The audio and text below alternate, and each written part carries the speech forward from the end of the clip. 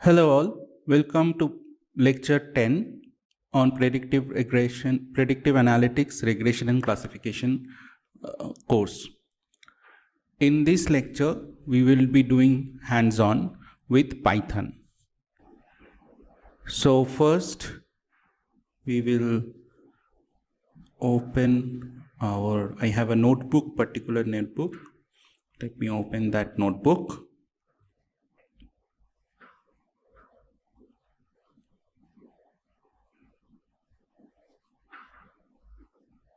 So we launch Jupyter Notebook.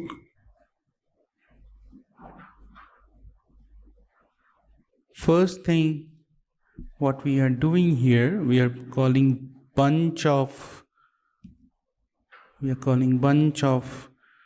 packages, and we are loading those. That matplot library for plotting, NumPy, pandas, matplot library, seaborn, math. We are importing square root function from math.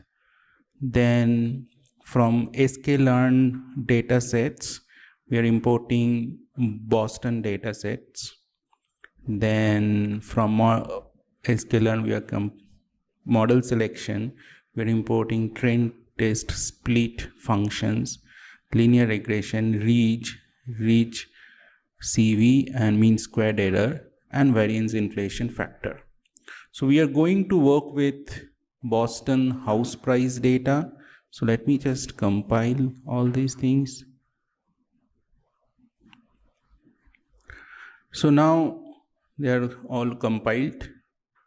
Now we are going to call the Boston house price data. Now in the Boston house price data, we are we are going to have lots of predictors, and many of these predictors are correlated. Okay, so now in the Boston datasets, we have about 500 instances. The number of attributes is median value of the house, and then bunch of features are available. CRIM stands for per capita crime rate by town.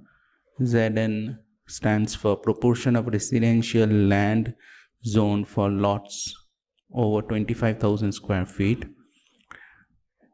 INDUS stands for proportion of non-retail business acres per town. So that means how much commercial activities are happening. Charles River's dummy variable, if it is equal to 1, that means tract bounds river, and 0 otherwise.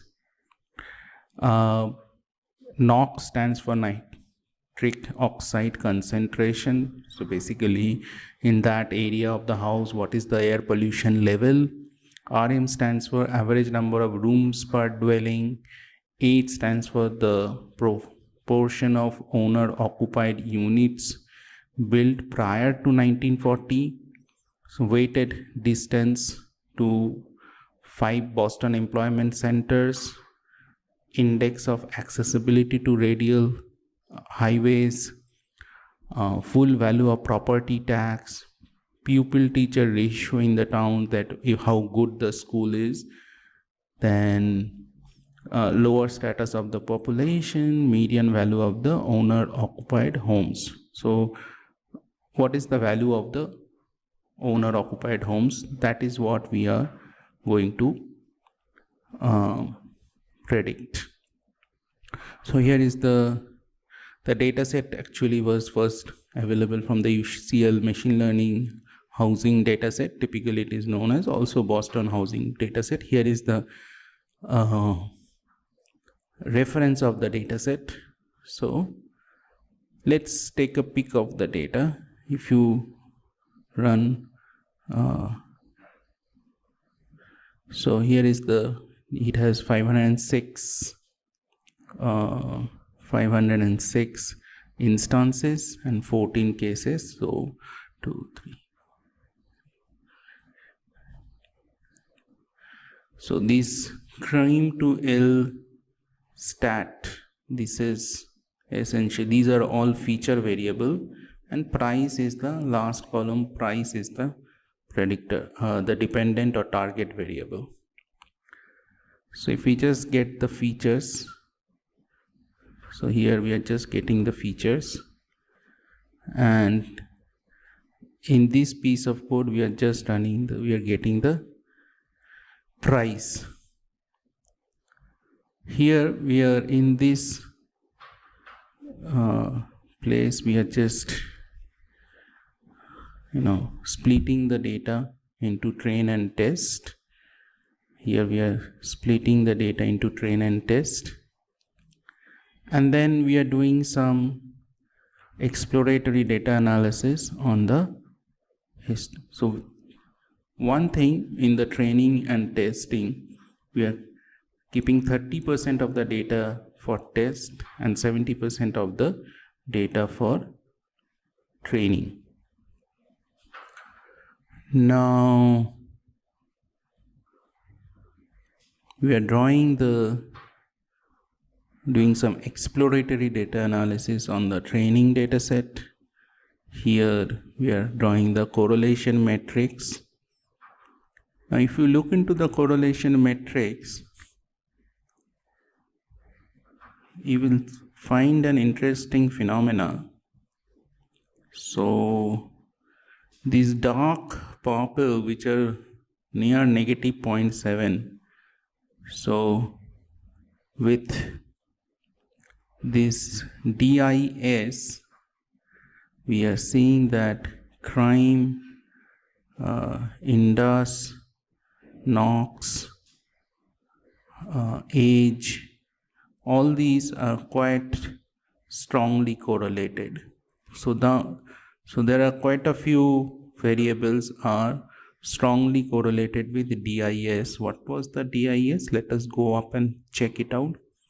Weighted distance to 5 Boston Employment Center. So how far it is from the employment center, like all offices, that has strong correlation with how close it to river, nitrogen oxide level, age of the house, and all other variables. So here I am taking the X,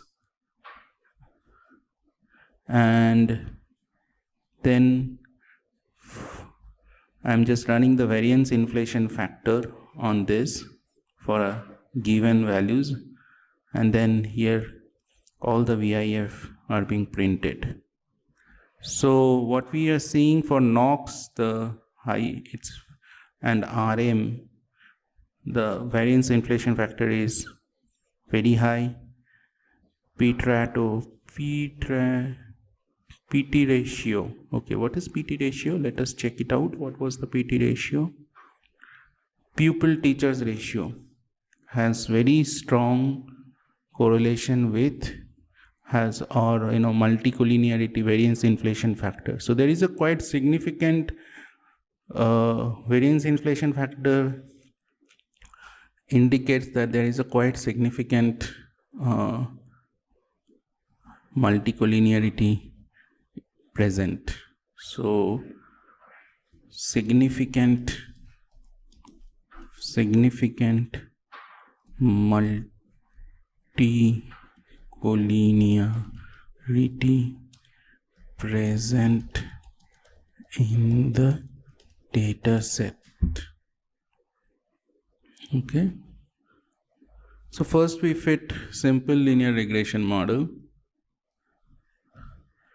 First we fit simple linear regression in the model. Just we call lr.fit x train y train, and then we did prediction, and then from the predicted value we here in this line we calculate the mean square error, in sample mean square error, and out of sample mean square error. So in sample mean square error is 21.63 and out of sample mean square error is 24.81.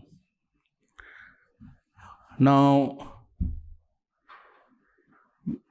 we are going to fit Ridge regression with alpha value to be 0.01, ad hocly chosen alpha value to be 0.01.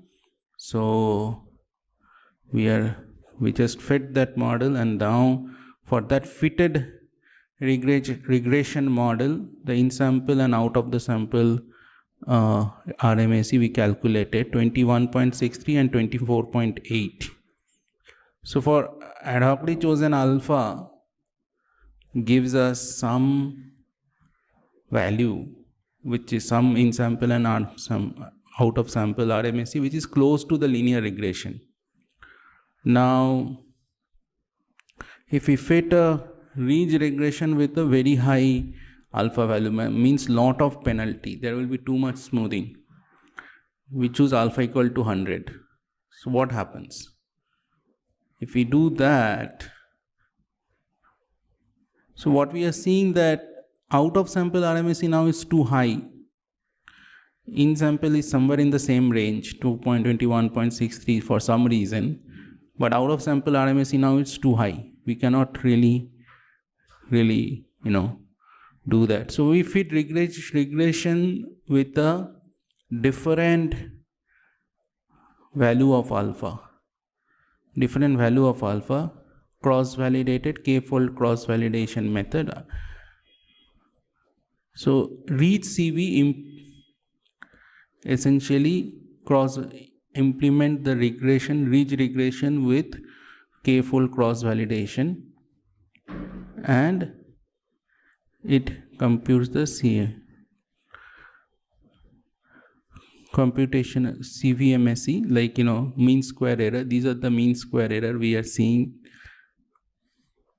So the best fit alpha is somewhere in the range of 0.01. So kind of now what we can do, why we choose only these values somewhere between 0. So we choose these 0. different alpha, 0.0001, 0.001, 0.01, 0.11, and 10. These are the alphas. So instead we choose thousands of values, different choices of alpha, where alpha will be taking values from 0.001 to 0.01 effectively. And now we calculate the mean square error. Mean square error plotted against different values of alpha. So remember and what we are seeing that it is actually minimum at near 0.04. So the best alpha that we can have is 0.0405. So best alpha that we can have is 0.0405. So we decide to fit the Ridge regression with best alpha. You fit the Ridge regression with best alpha, and then in sample and out of the sample RMSE comes out to be something like that. And then here I have written a small piece of code to compare the results. Okay. So here 4 models that we have fitted: simple linear regression model, Ridge regression model with alpha to be 0.01, Ridge regression with alpha to be 100, and then we did a search on alpha, a grid search on alpha, and the best alpha on that grid search give us 0.0404. Now if you look, in samples are all hovering around the same value, 21.62. Out of the sample is giving us best at 0.04, 24.784. The other simple linear regression and Ridge regression is not much different. But so we are only able to, so that means in the ridge correction is not, in this particular case, ridge correction is not going to make a huge prediction accuracy, going to improve much of a prediction accuracy. If your prediction is the main target, then in this particular example, ridge correction is not going to improve a lot. But the purpose of ridge correction is not to make a best prediction.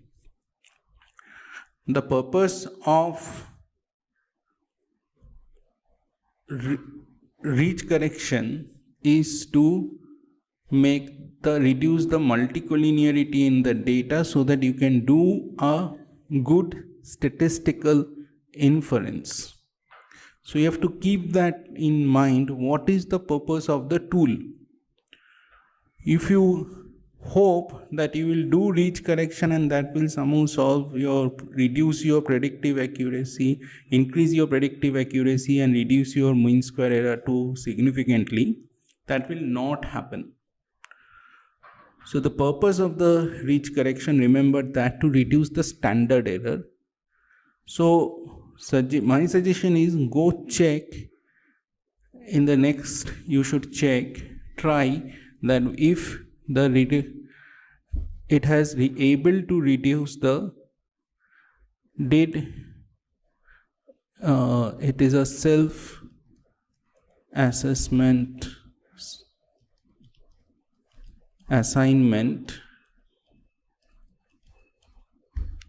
self-assessed assignment, that check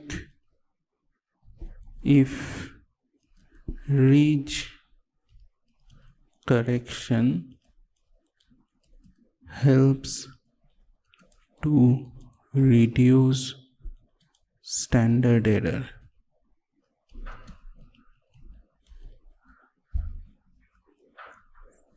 So that is the purpose of the ridge regression. With that, we will stop here and see you in the next video.